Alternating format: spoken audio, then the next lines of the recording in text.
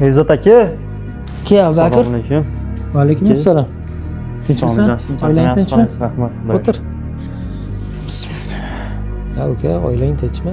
Nimagadir siqilganga o'xshab o'tiribsan. Ha, yo'q aka, sen Xudoga shukr, yaxshi. Uka, yuzingdan nimagadir siqilganga o'xshab o'tiribsan. Ochiqni aytaver. Agar bu yordam kerak bo'lsa, begona emasman, akangman. Endi aka, to'g'risi bir iltimos bilan kelganman oldingiz. Sharoitimizni bilasiz. Ustiga havolarimiz chiqibdi. Onamda ham mazalari yo'q, dalinalari bor. Shunga hovlini bir chetiga salqin joyga so'rib qo'yib bering. Chalinsin deyman onam. Shunga ozgina yordam so'rab keldim. Uka, shunga ham o'ylanib o'tiribsan. Hozir bitta seni zo'r joyga olib boraman. Ketdik.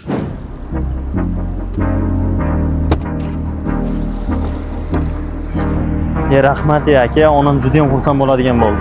O'zi nega marhaba do'konida savdo qilasiz doim? Xo'sh uka, marhaba do'koni xizmat ko'rsatishi yaxshi. Mahsulotlari yaxshi, xodimlari ham joy-joyida xizmat ko'rsatadi.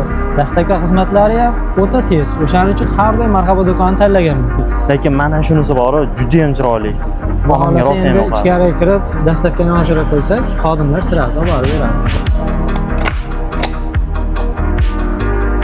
Xaridingiz uchun rahmat. Yaxshi kunlarga xizmat. Rahmat, charchamayman. Rahmat.